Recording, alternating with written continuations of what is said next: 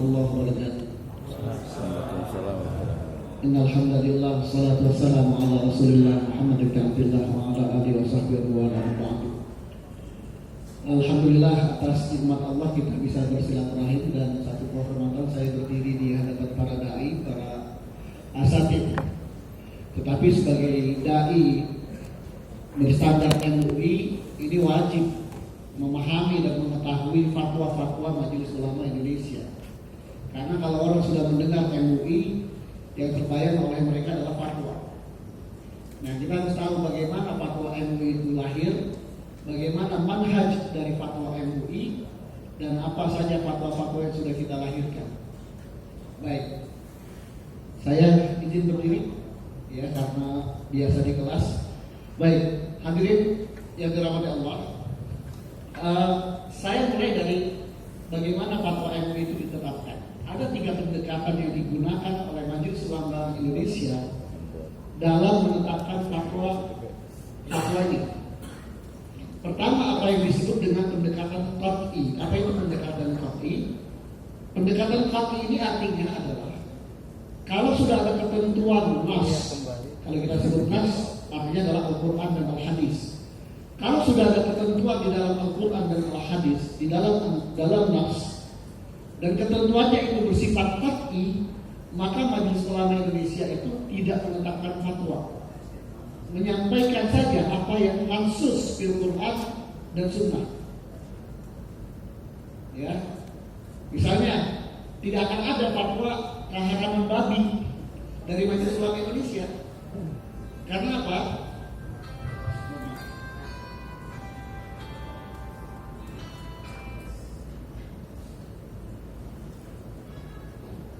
Mohon maaf. Ya, tidak ada fatwa keharaman babi dari MUI. Karena apa? Karena itu sesuatu yang mansus di Quran dan Sunnah. Sudah jelas hurimat alaikum al-maitatu wa damu wa lahmul khinzir wa ma uhilla li ghairillahi bih. Sudah. Jadi kita akan sampaikan babi haram. Nah, seperti itu. Ini yang kita maksud dengan pendekatan qat'i. Jadi sesuatu yang sudah qat'i dilarang, yang dilarang hukumnya sudah qat'i, sudah tegas, jelas, absolut, mutlak, maka sudah kita sampaikan apa adanya sebagaimana dalam nas Al-Quran maupun hadis. Karena tentu itu lebih kuat daripada fatwa. Itu yang pertama. Yang kedua, pendekatan qauli. Nah, manakala tidak ada di dalam nas Al-Quran maupun hadis, ataupun ada di dalam nas Al-Quran dan hadis, tapi dilarang hukumnya bersifat zonni, ya, artinya memang di situ ada wilayah ikhtilaf, ada qaul, ada pendapat, maka kita menggali pendapat-pendapat para ulama dari a'immatul madzhab, dari mazhab-mazhab yang tentu saja mazhabnya adalah Ahlus Sunnah wal Jamaah. Ya, dari 4 mazhab yang utama. Atau kalau perlu mungkin ditambah dengan Zahiriyah. Ya. Nah, kita mencari pendapat-pendapat itu dari kutub al-mu'tabarah. Bagaimana qaul ulama as-sabiqun dalam mengenai satu masalah yang akan kita fatwakan. Nah, ini yang kedua. Ya. Nah, yang ketiga, kalau dari qaul itu ada ikhtilaf, maka bagaimana kita memilih di antara aqwal yang ada itu? Nah, disinilah kita menggunakan pendekatan manhaji. Ya. Ada manhaj, ya, yang digunakan oleh Komisi Fatwa MUI dalam menetapkan fatwa. Manhajnya apa? Manhajnya pertama, kalau itu masalah ikhtilaf, kita akan melakukan ijtihad jama'i. Di Komisi Fatwa ada 70 anggota. Nah, secara jamaah menilai, melihat perbedaan-perbedaan itu. Ya. Nah, ketika ada perbedaan, maka manhaj kita lakukan yang namanya al-jam'u wa tawfiq. Kita kompromikan pendapat-pendapat tersebut, ya, selama pendapat itu masih digunakan, masih bisa digunakan, maksud saya. Ya. Selama pendapat-pendapat ulama yang berbeda pendapat ini masih bisa kita kumpulkan, kita kompromikan, maka keduanya kita gunakan. Menggunakan pendapat, dua pendapat lebih baik daripada meninggalkan jauh wa taufik tidak bisa juga, maka baru kita cari mana yang arjah. Nah, ini pendekatan tarjihi. Mana yang lebih rajih, mana yang marjuh. Kadang juga pendekatan tarjih ini tidak selalu kita menggunakan atau memilih pendapat yang rajih daripada yang marjuh. Karena apa? Karena bisa jadi suatu pendapat marjuh di masa lampau tapi lebih kontekstual dan rajih di masa sekarang. Maka kita gunakan pendapat yang marjuh itu tidak ada masalah, selama dia masih ada qaul. Contoh misalnya di fatwa MUI ada fatwa kafalah bil ujrah. Menurut jumhur kafalah itu termasuk akad tabarruk, ta'awun, tidak boleh di situ ada ujrah. Nah, itu menurut jumhur. Tapi Ibnu Syurulumah mengatakan boleh ada kafalah bil ujrah. Nah, kita lihat bahwa kafalah bil ujrah itu lebih kontekstual di masa sekarang, di mana di Indonesia ini, di dunia ini ada industri namanya penjaminan. Nah, itu akad yang bisa digunakan dalam industri itu adalah akad kafalah. Nah, bagaimana kalau sebuah industri keuangan tidak boleh mengambil ujrah? Ya, dia bisa mati. Maka kita ambil qaul yang marjuh. Ini salah satu manhaj kita. Nah, kalau tarjih tidak bisa kita ilhaqkan. Mungkin kalau qiyas jelas, ya, makis alihnya kepada Al-Quran dan Sunnah, tapi ilhaq pada kaul ulama. Nah, ini kita ilhaqkan pada kaul ulama yang mu'tabar. Nah, atau kemudian kita lakukan, kita lacak ilah hukumnya. Nah, apakah masih bisa, masih berlaku, atau ada taghayyurul ilah? Karena al-hukmu yaduru ma'ilati wujudan wa adama. Taghayyurul ahkam bi taghayyuril azmina wal amkinah. Nah, maka kita lihat kontekstualisasi sekarang. Maka fatwa MUI itu selalu kontekstual. Ya, tidak hanya melihat pendapat terdahulu, tapi kita i'adatun nazar. Kita kaji ulang. Pendapat itu masih kontekstual atau tidak untuk saat ini. Nah, seperti itu. Baik, lanjut. Nah, bagaimana proses penetapan fatwa? Proses penetapan fatwa pertama ada yang bersifat responsif. Apa responsif? Artinya fatwa itu dibahas, dikaji karena adanya istifta. Ada permintaan fatwa. Ya, misalnya permintaan fatwa tentang makanan minuman halal, permintaan fatwa tentang vaksin, permintaan fatwa tentang ekonomi syariah, permintaan fatwa dari Kementerian Agama, permintaan fatwa dari Kementerian Keuangan, dari OJK. Nah, itu karena ada istifta. Karena ada istifta, kita respon fatwa itu. Nah, itu yang sifatnya responsif. Yang kedua, ada yang proaktif. Tidak ada istifta di sini, tapi kita melihat ada sebuah masalah yang menjadi perdebatan di masyarakat yang butuh penjelasan, atau karena ada situasi yang sangat genting. Misalnya ketika ada COVID, bagaimana melakukan tajhizub dan jenazah bagi jenazah COVID? Ya, dia COVID meninggal atau wafat, nah itu cairannya bisa menyebarkan virus. Ya, harus agak susah untuk dimandikan, agak susah untuk dikafani sebagaimana pada kondisi normal. Nah, ini lalu kita proaktif menerbitkan fatwa tentang penyelenggaraan jenazah bagi korban COVID-19. Nah, misalnya seperti itu proaktif. Ada perdebatan di masyarakat. Pidato Ahok Al-Maidah 52 itu pemisahan atau tidak, terjadi perdebatan, kita proaktif. Nah, kita sampaikan keputusan. Nah, itu misalnya proaktif. Ada yang sifatnya antisipatif. Ya. Misalnya vaksin tadi. Ya. Kita dihadapkan pada situasi COVID-19 yang mewabah seluruh dunia.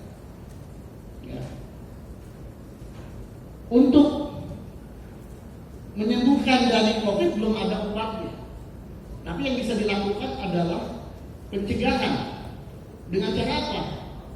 Dengan menguatkan imunitas tubuh. Nah, menguatkan imunitas tubuh itu dilakukan dengan vaksinasi. Vaksinasi itu membutuhkan vaksin. Nah, maka kita fatwakan vaksin-vaksin yang digunakan oleh pemerintah untuk melakukan program vaksinasi, misalnya seperti itu. Nah, ini antisipasi supaya kita bisa menciptakan imunitas komunal atau komunal imun sehingga masyarakat kuat, sehingga vaksin wabah COVID-19 secara perlahan bisa diatasi. Nah, itu antisipatif. Jadi situasinya fatwa itu diputuskan kita melihat pada kondisi dan situasi yang ada. Lanjut, Mas. Baik, fatwa Majelis Ulama Indonesia ini sudah melahirkan puluhan, bahkan mungkin ratusan doktor. Karena fatwa MUI ini sudah jadi disertasi banyak sekali. Baik fatwa tentang halal, fatwa tentang ibadah, fatwa tentang ekonomi syariah, itu sudah jadi disertasi di mana-mana. Mahasiswa Azhar Mesir ambil disertasinya fatwa MUI. Mahasiswa Malaysia ambil disertasinya fatwa MUI. Ya. Ini sudah jadi fatwa, sudah jadi kajian. Karenanya fatwa MUI itu harus kuat secara argumentatif. Nah, maka fatwa itu ditetapkan harus argumentatif, hujahnya harus kuat. Kalau tidak kuat, ya fatwa-fatwa kita tentu mungkin akan banyak dikritisi oleh banyak orang, ya. Dan fatwa kita ini, ya, sudah banyak dikritisi, tapi juga dipuji. Nah, tiap tahun kita membuat satu kegiatan annual kegiatan penelitian tentang fatwa-fatwa MUI. Ya. Ini harus bersifat argumentatif.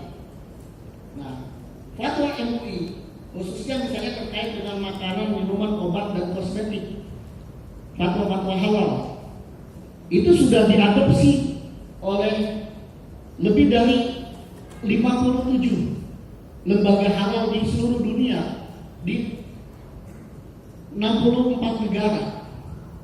Ya. Sudah menjadi standar, fatwa kita menjadi standar internasional karena hujahnya kuat. Gitu. Nah, kemudian juga legitimatif. Nah, kita dalam menetapkan fatwa juga memperhatikan aspek hukumnya, aspek regulasinya. Ya, dalam regulasi negara itu seperti apa? Itu juga kita perhatikan aspek regulasinya. Jadi juga fatwa itu bukan saja hujahnya kuat, tapi juga legitimatif. Artinya secara regulasi fatwa kita juga bisa diakui. Bahkan fatwa kita banyak yang kemudian ditakdir, dipositivisasi menjadi hukum positif.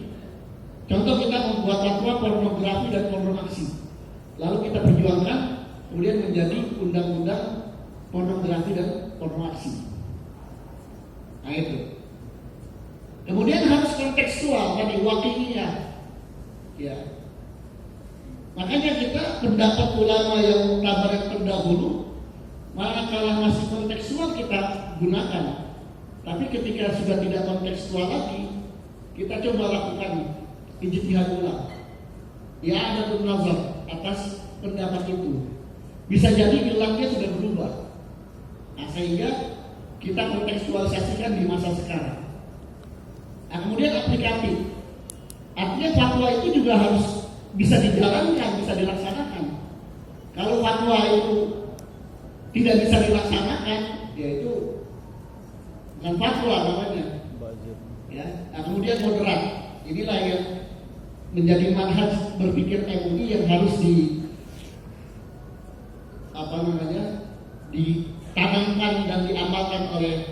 para asatidz, para dai di sini, ya, konsep tawasutiyah di majelis MUI, ya, karena konsep keberagamaan, ya, pemikiran keagamaan yang dikembangkan di MUI adalah pemikiran keagamaan yang moderat, yang tawasut. Kalau bahasa Pak Kiai Ma'ruf itu la liberalian wala fundamentalian. Nah, gitu kira-kira. Jadi nggak liberal, tidak fundamental. Di MUI banyak orang yang dulunya fundamental tapi jadi wasatiyah. Yang dulunya liberal jadi wasatiyah. Nah, kita tidak menerima pemikiran yang liberal bila hududin wala dhawabit, tidak ada batas, tidak ada aturan, tapi pada sisi yang lain juga kita juga tidak berpikir fundamentalis, radikalis. Nah, tapi kita tawasut, umatan wasatiyah. Oke, next. Ya, metode penetapan fatwa. Radikalium. Ya, jadi sebelum fatwa itu ditetapkan harus dikaji dulu secara komprehensif tasawur masalah yang akan difatwakan. Ini masalahnya apa? Ya, harus jelas apa yang mau difatwakan. Vaksin apa yang mau difatwakan? Ya, itu harus tasawurnya harus jelas. Dan untuk mendapatkan kejelasan tasawur itu, ya, kita rumuskan masalahnya apa, lalu kita minta penjelasan untuk mendapatkan tasawur masalah yang lebih clear, ya, yang lebih jernih, yang komprehensif, yang lengkap. Karenanya kita tidak hanya mengkaji dari aspek agama, tapi kita juga mengkaji dari aspek sains. Kalau yang akan kita fatwakan itu adalah masalah yang terkait dengan sains. Ada perusahaan mie instan membuat Indomie rasa sup kepiting. Nah, ini kepiting halal atau haram? Kalau ngaji di guru-guru kita terdahulu, ya dikatakan kepiting haram, rajungan halal, karena kepiting hayyun fid darain, hidup di dua alam. Nah, itu kata guru-guru kita. Apa betul begitu? Maka kita minta penjelasan Profesor Kepiting. Nah, Profesor Kepiting menjelaskan kepiting itu di dunia ada 200 jenis. Yang dikonsumsi adalah kepiting jenis ini, jenis ini, jenis ini. Kepiting secara anatomi tubuhnya adalah seperti ini. Dia bernapas dengan insang. Dia termasuk dalam masuk makhluk air. Dia memang bisa bertahan di darat, tapi bukan karena dia bisa bertahan di darat, tapi karena dia membawa bekal air di cangkangnya. Karenanya cangkangnya itu harus selalu dicipratin air oleh penjual kepiting, supaya dia bisa membawa bekal air dan dia bisa bertahan hidup di darat. Jadi kepiting bukan hayyun fid darain ternyata, tapi dia termasuk soidul bahri. Berarti dia halal, maka kepiting rajungan halal dimakan. Nah, begitu kira-kira. Jadi kita kaji tasawur masalahnya secara lengkap. Ada tupai, ada bajing. Ini kita salah kaprah ternyata. Kita salah kaprah menyebut bajingan itu bajing. Sebetulnya bajing itu justru hewan yang halal. Gitu. Tupai itu justru yang tidak halal. Gitu. Kalau mengatain orang tupayan gitu ya, bukan bajingan gitu. Nah, itu banyak kita yang salah kaprah gitu. Nah, ini kita kaji vaksin seperti apa vaksin, ya. Kayak waktu COVID-19, kebetulan saya sendiri yang melakukan audit ke Cina, ya, melihat bagaimana proses produksi vaksin Sinovac, Sinopharm, CanSino. Nah, kemudian dulu juga saya melakukan audit vaksin meningitis untuk haji dan umroh, ya, di Belgia dan di Italia, di kota Rossi namanya. Nah, itu kita kaji Jajaran. Vaksin itu seperti apa? Mulai dari A sampai Z, bahan baku, sumber bahan kita telusur ke belakang. Proses produksinya seperti apa? Kita lihat langsung on the spot proses produksi vaksin. Sampai di akhir, sampai pada di ampul, ya, dimasukkan ke dalam ampul. Nah, itu kita kaji semuanya. Jadi harus tasawurnya harus komprehensif sebelum kita menetapkan fatwa. Oke. Jadi telaah komprehensif itu bukan hanya kajian fikih dari mujtahid masa lalu, telaah fatwa-fatwa yang ada, misalnya fatwa Darul Ifta, fatwa dari Majma' al-Fiqh al-Islami, juga melihat dari aspek sainsnya atau dari ahlinya. Oke, next. Oke, ini yang tadi saya katakan. Kalau masalah sudah maklum minad-din bid-darurah, sudah menjadi sesuatu yang tegas dalam agama, ya disampaikan apa adanya. Pernikahan beda agama, nikah dengan musyrik atau musyrikah, ya sudah jelas. Wala tankiul musyrikin, wala tankiul musyrikat, itu sudah. Ya, karena itu mansus fil Quran dan Sunnah. Oke.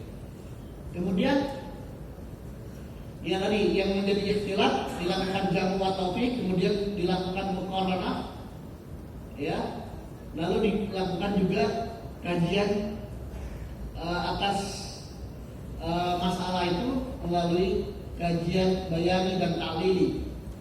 Ya, kalau dalam fikih muamalat, semua persoalan muamalat itu pada umumnya adalah mu'awalah.